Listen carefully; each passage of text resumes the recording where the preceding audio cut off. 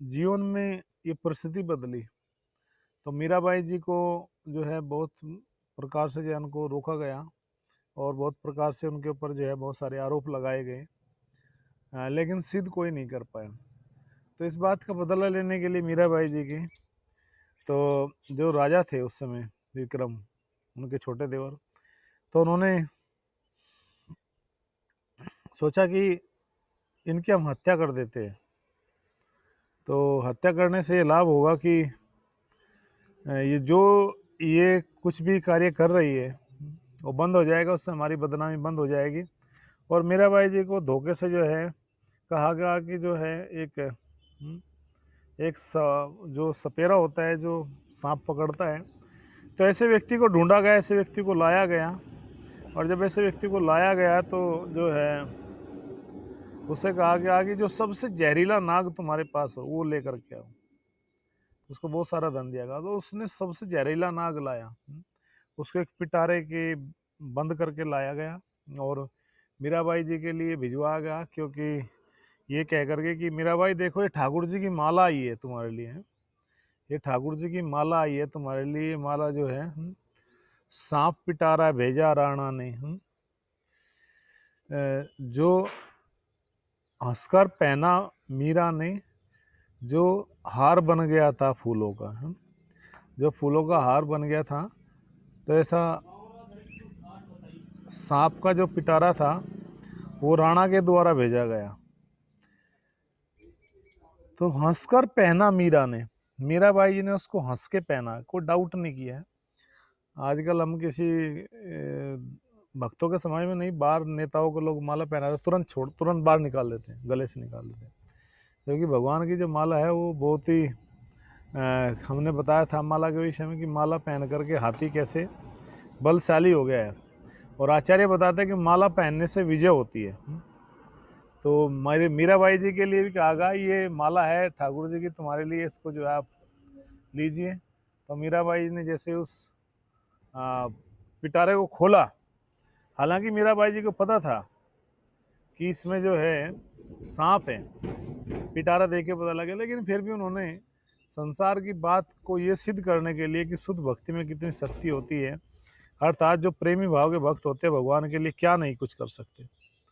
तो इस बात को देखते मीरा जी ने उस पिटारे को जो है खोला और उस पिटारे में से वो जो बहुत विषैला सांप था ऐसे उठाया, और जैसे ही मीराबाई ने उठाया तो वो हार बन गया था फूलों का, वो फूलों का हार बन गया।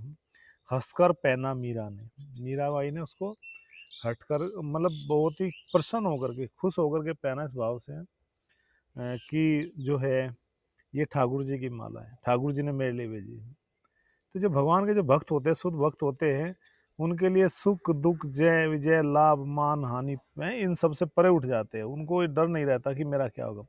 वो कहते हैं कि अगर ये संसार हम छोड़ के भी जाएंगे तो तब भी भगवान की सेवा करेंगे। दोनों हाथों में लड्डू हैं, जैसे भगवान से अर्जुन से भगवान कह रहे भगवत गीता में कि अर्जुन तुम युद्ध करो है, अगर युद्ध करते हुए तुम मारे भी गए हैं, हतुआ प्राप्त स्वर्गम, युद्ध करते हुए मारे जाओगे तो स्वर्ग की प्राप्ति होगी, और जीत हुआ भोग से महिमा, अगर जीत गए तो भोग करोगे इस महिम, इस पूरी पृथ्वी का भोग करोगे, इस पूरी पृथ्वी का राजा बनोगे तुम। तो दोनों हाथों में तुम्हारा लाभ है। तो भक्त भी क्या कहते हैं कि हम इस संसार को छोड़ते सेवा करते हुए जाएंगे तो जो है अगला जन्म भी फिर हमें भगवान की सेवा में मिलेगा। तो हमारे आचार्य भक्तिनाथ ठाकुर जी कहते हैं कि वे लोग गलत है, वे मूर्ख है लोग जो ये कहते हैं कि वैष्णव कभी मरता है। एक वैष्णव कभी मरता नहीं, क्यों?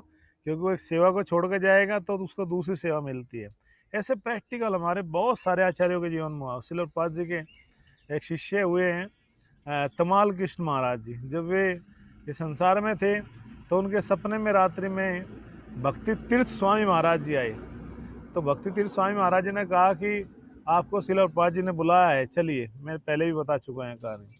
तो उनको थोड़ा सा दुख ये था कि मैं जाने के बाद मेरे शिष्यों को क्या होगा। तो उन्होंने कहा था कि एक गुरु को होता है, मुझे भी ये हुआ था, लेकिन श्रील प्रभुपाद जी की कृपा से मेरे शिष्य भी संसार में अच्छी तरह से भजन कर रहे हैं। तो ये एक मिशन होता है। जैसे भी बीच में से हमारे पंकज आगरी प्रभु जी अभी पिछली 4 तारीख में गए हैं, मायापुर धाम से पुजारी थे, दोनों भाई है, पंकज आगरी प्रभु और जन निवास प्रभु। हमने रूप गोस्वामी सनातन गोस्वामी को तो नहीं देखा, लेकिन ये कलयुग के रूप और सनातन गोस्वामी है दोनों। बहुत सारी फोटोज वीडियो देखे होंगे आपने, दोनों भाई बैठे हैं नाव में, अध्ययन कर रहे हैं। दोनों भाई एक दूसरे को वो जो होता है चरण पादुका भगवान को पहना रहे हैं, वो वीडियो भी आया था। तो तो ये भाव मीरा का था कि हम अगर मरेंगे तो ठाकुर जी के लिए। बचपन में हम एक छोटा सा भजन सुनते थे कि चांदी की दीवार को तोड़ा, मीरा ने घर छोड़ दिया, एक धनवान की बेटी ने गिरधर से नाता जोड़ लिया। सास कहे कुल नासनी, गले में लगी फांसी रे, कैसे जीवन होगा अब मेरा, जगत करता हासी रे। कि संसार रास्ता है, इससे अच्छा मैं गले में फांसी लगा लूँ। तो कौन कहती थी, उसकी सासू या ताने मार देती। और विशेष एक बात है मीराबाई जी की, एक जो है जो राणा जी थे उनकी एक बहन थी जिनका नाम था उदा। तो उदा जो है शुरू शुरू में बहुत जो है शिकायत करती थी मीराबाई जी के राणा जी से। राणा जी ने कभी इन बातों पे ध्यान नहीं दिया। तो बाद में मीराबाई जी की इतनी भक्ति प्रेम को देख करके उदा भी भक्त बन गई थी। वो भी बहुत बाद में जो है मीरा के जाने के पश्चात बहुत अच्छी भक्त बनी, उन्होंने बहुत अच्छी भक्ति की उदाबाई ने भी। तो जब इस प्रकार से देखा मीराबाई जी का कुछ नहीं बिगड़ा, ये सुनकर के सब लोग दंग रह गए, ऐसा कैसे हो सकता है, इतना विषैला सांप है। उसे कहा कि दुष्ट, तुमने पैसे लिए, तुम्हारे सांप ने काम क्यों नहीं किया। बोला महाराज ऐसा विषैला सांप था कि आदमी को वो उसमें टोकरी में से डस ले, बंद टोकरी के अंदर ही डस ले। और उसने तो जो हक गले में पहना भी है, सबने देखा है। तो लोगों ने क्या दिख रहा था, संसार के लोगों को दिख रहा था कि सांप है, लेकिन मीराबाई जी को क्या दिखाई दिया, फूल है ठाकुर जी के, है ठाकुर जी की माला है। फिर दूसरी चाल चली गई, जिस तरह से भक्त प्रहलाद को जो है दुख करने के लिए, कष्ट देने के लिए हिरण्यकश्यप बार बार जो है प्रयास करता था। बार बार जो है हिरण्यकश्यप के मन में भाव आता था कि मैं कैसे प्रहलाद को जो हूँ दुखी दूं, दुखी करके रखूं, उसको मैं कष्ट दूं। तो भक्तों ये इतिहास कोई ज्यादा पुराना इतिहास नहीं, ये कलयुग का इतिहास मैं आपको बता रहा हूँ। कुछ लोग कह सकते हैं कि इस बात के प्रमाण क्या है, तो जाइए आप देखिए मेवाड़ में जा करके। आज भी मीराबाई जी की जो मंदिर है वहाँ से आज भी यही आवाज़ आती है, मेरे तो गिरधर गोपाल दूजे न कोई। तो मीराबाई जी ने ये साबित कर दिया भक्ति के इस पथ के द्वारा, भक्ति के कार्यकलापों के द्वारा, अपने जीवन के चरित्र के द्वारा, कि भक्तों का जो जीवन होता है एकमात्र जो वो होता है वो भगवत भक्ति के लिए होता है, भगवान के प्रेम के लिए होता है। संसार में कोई जो वैष्णव होता है, भक्त होता है, उसका दूसरा कोई उद्देश्य नहीं होता इस संसार में रहने का। तो मीराबाई जी के जब इस भाव को देखा तो वे और परेशान हो गए। दोबारा से उन्होंने सोचा कि जो है, क्योंकि इसको हमने अभी तक कुछ खिलाया नहीं है, तो किसी ने कहा उस राणा जी को, विक्रम को कहा कि आप इनको विष क्यों नहीं दे देते हैं, इनको विष दीजिए। तो कहा कि विष, बोला हाँ। बोले उसमें विष मिला करके जो है इस तरह थोड़ा चरणामृत बनाओ, उसमें उसमें विष डाल दो है। विष का प्याला भेजा राणा ने, जो विष का जो प्याला है, फिर राणा जी ने उसको तैयार किया, भेजा, और कहा कि ये ठाकुर जी का, द्वारिकाधीश जी का जो है क्या है, चरणामृत प्रसाद है आपके लिए। उनको भिजवागा नौकरों के द्वारा। मीराबाई जी क्योंकि कुछ समय के लिए उस कमरे में जो है बंद कर देगा था, पूरा चारों तरफ सैनिकों का पहरा था, पूरा Z+ सिक्योरिटी, कि कोई मीराबाई के कमरे में कौन व्यक्ति है जो आता है, जिससे वो बात करती है। अनेकों बार प्रयास किया गया, दरवाजे से झांक करके देखा, दरवाजे अंदर जा करके देखा, बीच में आवाज़ आती थी लेकिन वो व्यक्ति दिखाई नहीं देता था। और मीराबाई जी ठाकुर जी के सामने से बैठी रहती थी पूरी। तो इस प्रकार से मीराबाई जी के सामने जो वो विष का प्याला भेजा गया, उस विष के प्याले को देख करके तो मीराबाई जी से कहते हैं कि देखो मीराबाई जी, ये विष, सॉरी, ये अमृत है, चरणामृत है, ये ठाकुर द्वारिकाधीश जी का जो है चरणामृत आया आपके लिए, ये लीजिए। तो मीराबाई जी ने जो है उस जो प्याला था अमृत का, वहाँ पर सब लोग देख रहे थे, भीड़ थी है। उन बाकी लोगों ने तो सोच लिया था कि बस सब जब काम तमाम हो जाएगा, पीते ही ये मर जाएगी, हमारी इज्जत बच जाएगी और हमें कोई बदनाम नहीं करेगा। और उस प्रकार से वे जो है पूरे संसार के नहीं बल्कि पूरी मानवता के जो दुश्मन थे वो सब के सब जो है क्या कर रहे थे, वो सबके सब प्रतीक्षा कर रहे थे इस बात के लिए कि मीराबाई जो है कब अपने प्राण त्यागे हैं, मीराबाई कब अपने प्राणों को छोड़े, कब हमें इस बात की खुशी हो कि मीराबाई संसार को छोड़ के चली गई, और कब हमें ये सूचना जो है मिलेगी सैनिकों के द्वारा, सेवकों के द्वारा। तो इस प्रकार से ये सब प्रतीक्षा जो है वो सब लोग कर रहे थे, जिनको इस बात का घमंड था, इस बात का उनको अंदेशा था कि अब हम जो है मीराबाई जी की मृत्यु हो जाएगी और हम सब सुखी हो जाएंगे। तो संसार में भक्तों ये कलयुग का इतिहास हो, चाहे द्वापर का इतिहास हो, या भले ही वो त्रेता का इतिहास हो, चाहे वो सतयुग का इतिहास रहा हो, लेकिन इतिहास अपने आप को हमेशा दोहराता है। कैसे कि मीराबाई जी ने उस विष के प्याले को उठाया, जिस प्रकार से जो है सुकरात को विष का प्याला दिया गया था। एक और घटना हम इसमें ऐड करना चाहेंगे सुकरात को। सुकरात के ऊपर जो है जो आरोप लगे थे, 3 आरोप लगाए थे उस समय के वहाँ के जो शासन था कि ये युवकों को बहकाता है, नौजवानों को, और ये जो रोम के जो देवता है उनका अपमान करता है सुकरात, और प्लस ये जो है इसने अपने मन गढ़ंत तरीके से अपने नए देवताओं को गढ़ लिया है। जो देखते हो ना, क्योंकि वहाँ देवताओं की बहुत विशेष मान्यता है। रोम में मिस्र जो है, आई थिंक रोम और मिस्र एक ही है ना, कौन बताएगा मैसेज करके। रोम और मिस्र एक ही कंट्री है ना, जैसे इंडिया और भारत एक ही देश का नाम है।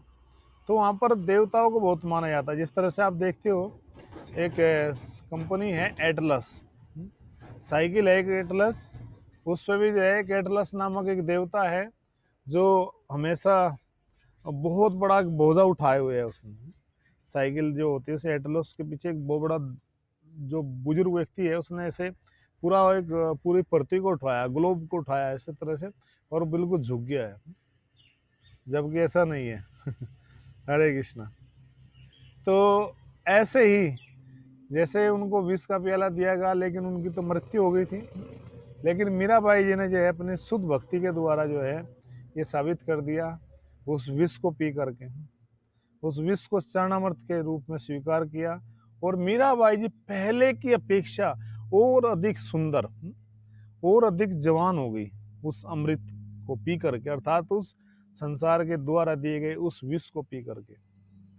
तो मीराबाई जी की यहाँ पर भी जीत हुई, और जो दुष्ट संसार है, संसार को जो दुख देने वाले लोग हैं, जो भक्तों का जो अपमान करने वाले लोग हैं, उन लोगों की क्या हुई, यहाँ पर हार हुई।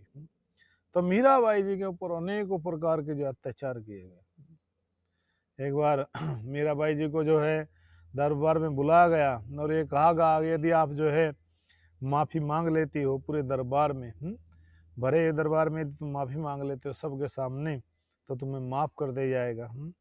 और जो है इस प्रकार से, तो मीराबाई ने कहा कि देखो ऐसा है कि मेरा जो कर्तव्य है मैं उसको पूरा कर रही हूँ, जिसके लिए मैं संसार में आई हूँ। मानो मीराबाई जी केवल और केवल ठाकुर जी की भक्ति के लिए संसार में आई थी। कहा कि मैं उस भगवत भक्ति के लिए आई संसार में आई हूँ, मुझे कोई डर नहीं है। तो उनके जो कुलगुरु थे, जो धर्म आचार्य थे उस समय, धर्म के जो ठेकेदार थे, उन्होंने कहा कि इनको जेल में बंद कर दो, और उनको 2 दिन का समय दिया गया सोचने के लिए। जब मीराबाई जी को 2 दिन का समय दिया गया सोचने के लिए कि 2 दिन में आप डिसाइड कर लीजिए आपको मृत्यु से बचना है या फिर मृत्यु को स्वीकार करना है, तब इस प्रकार से जो है मीराबाई जो है वो काफ़ी, हरे कृष्णा, हाँ ठीक है, थैंक यू। रोम की राजधानी जो है मिस्र है, बिल्कुल सही बात है। तो इसका मतलब एक ही कंट्री है, अर्थात एक ही कंट्री में है, दोनों शहर अलग अलग हो सकते हैं। तो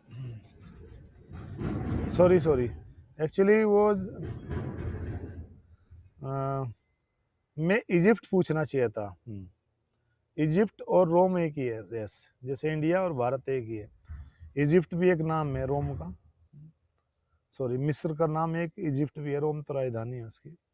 तो इसी तरह से जो है, तो यहाँ पर मीराबाई जी के साथ में जब इतना सब कुछ हुआ, तो मीराबाई जी को फिर अगले दिन फिर बुलाया गया। जब वो 2 दिन हो गए पूरे, मीराबाई जी से पूछा गया बताइए तुम्हारी क्या इच्छा है, तुम्हें क्या दंड दिया जाए या तुम्हें क्या जो है, क्या तुम अपनी गलती को स्वीकार करते हो, अपनी माफ़ी मांगते हो, बताइए। तो मीराबाई ने कहा कि जब मैंने कोई गलती की नहीं तो मैं माफ़ी किसके लिए मांगूँ। तो इस प्रकार से सब लोग जो है इस बात के लिए दुखी थे कि मीराबाई जो है अपनी बात को जो है अड़ी हुई थी। तो मीराबाई जी को कहा गया कि ठीक है, इनको जो है जेल में बंद कर दो। उस प्रकार से मीराबाई जी को जब जेल में बंद किया गया, उनको सज़ा सुनाई गई, तो मीराबाई जी अगले ही दिन जो है उस जेल में यथावत जो है ताले लगे हुए थे, सब कुछ था, लेकिन मीराबाई जी वहाँ से निकल कर चली गई और भजन गाते गाते गाते सब लोग देख रहे थे कि मीराबाई जी जेल में से कैसे चली गई। तो इस प्रकार से जो है मीराबाई जी की इस बात को देख करके, जान करके सभी लोग जो है इस बात के लिए चिंतित थे कि मीराबाई जी अब कहाँ जाएगी।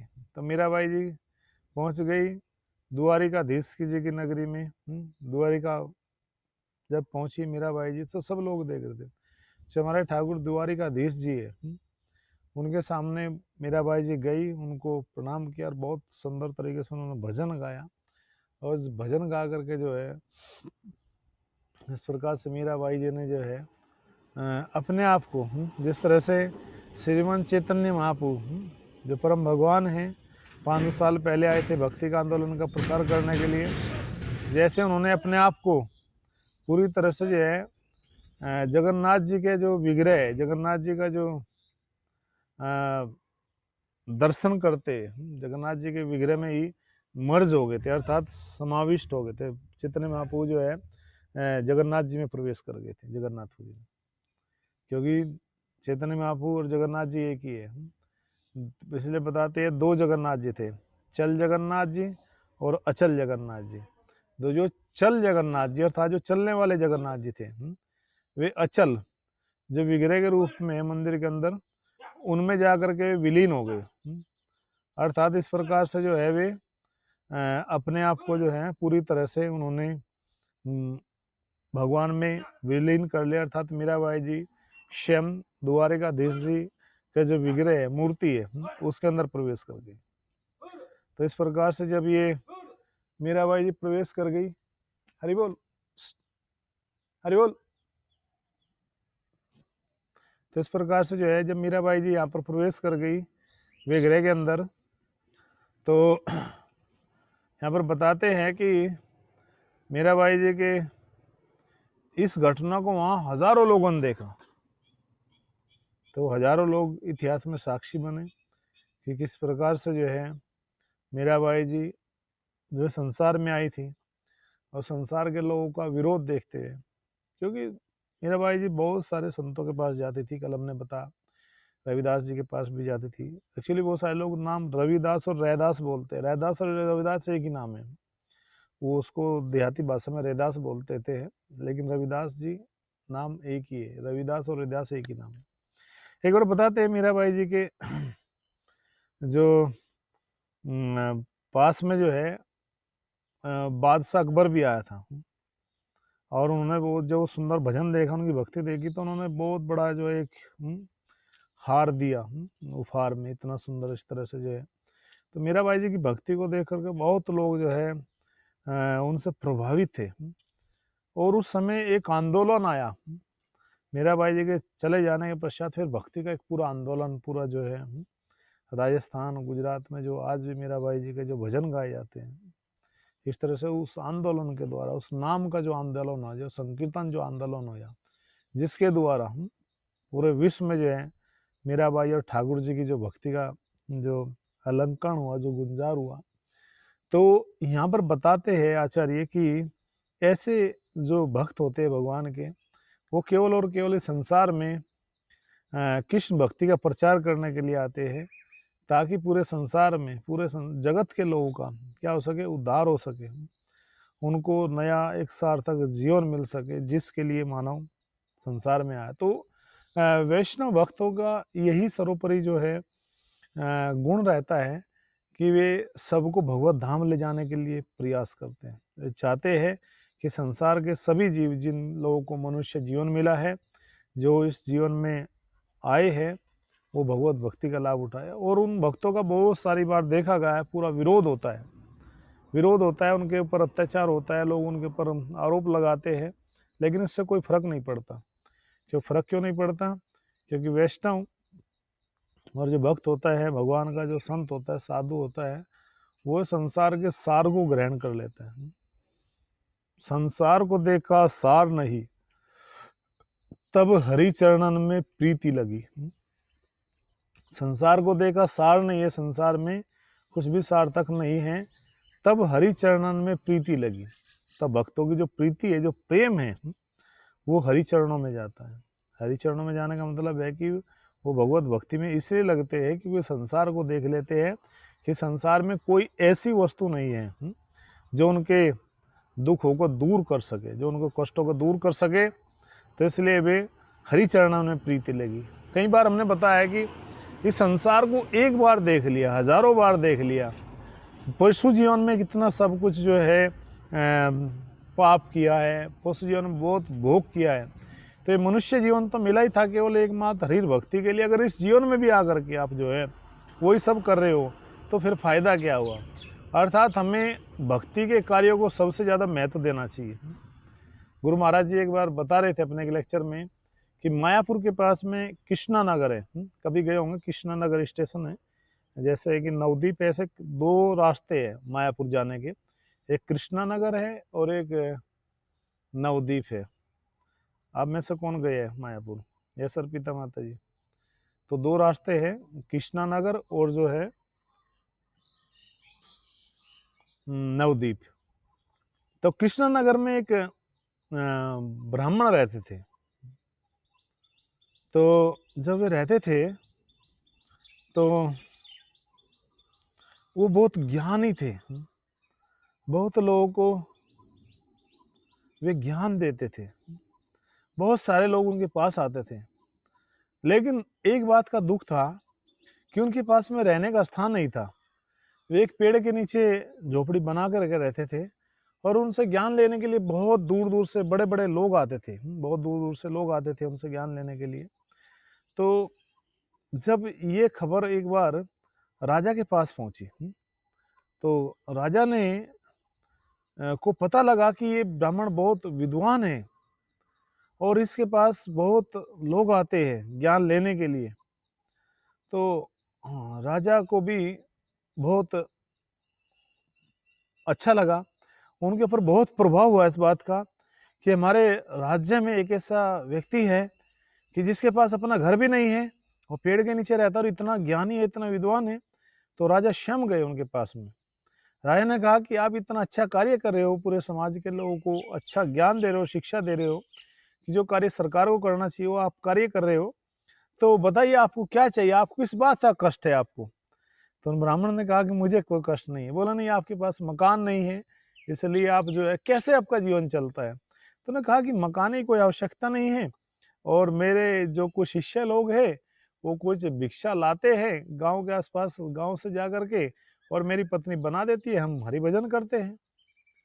तो राजा ने कहा कि मैं आपके लिए बहुत अच्छा महल बना देता हूँ। उन्होंने कहा नहीं नहीं नहीं, महल बनाएंगे तो और भी ज्यादा कष्ट होगा। तो जो भगवत भक्त होते हैं वो कम से कम आवश्यकताओं में, क्योंकि उनको सार्थकता का पता लग गया है कि जीवन किस बात के लिए मिला है। तो जब हमें सार पता लग जाएगा, फिर हम इन जो बेकार की चीजें हैं संसार में, वे चीजें जो भगवत भक्ति के अनुकूल नहीं है, प्रतिकूल है, भक्ति के बिल्कुल उल्टी है, उनका फिर हम परित्याग करना शुरू करेंगे। तो हमें सबसे पहले उस चीज पर ध्यान देना चाहिए कि हमारी भक्ति के लिए जो सार्थक है, जैसे बताते हैं कि अनुकूल जो है, जो अनुकूल है कोई भी चीज है उसको एक्सेप्ट कर लेना चाहिए भक्ति के लिए। प्रतिकूल वर्जनम, जो प्रतिकूल है, जो अपोजिट है, भक्ति जिससे नहीं बढ़ सकती हमारी, या जिससे हमारी भक्ति का विनाश हो सकता है, भक्ति हमारी नष्ट हो सकती है, तो ऐसी वस्तुओं को हमें तुरंत त्याग कर देना चाहिए। तो इस प्रकार से मीराबाई जी के जीवन से हमें क्या मिलता है कि मीराबाई जी ने जो है कि चांदी की दीवार को तोड़ा, इतने बड़ा राज रजवाड़े नौकर चाकर महल सब कुछ छोड़ दिया, चांदी की दीवार को तोड़ा, मीरा जी ने घर छोड़ दिया, और घर छोड़ दिया मीराबाई जी, फिर वृंदावन चली गई मीराबाई जी, फिर वापसी कभी नहीं आई मीराबाई जी।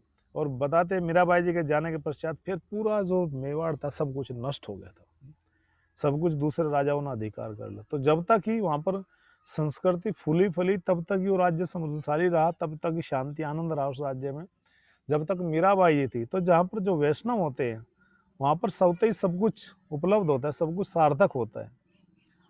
तो मीराबाई जी के जीवन से हमें ये घटना मिलती है। यस प्लीज, अब किसी वक्त का क्वेश्चन है प्लीज। हरे कृष्ण।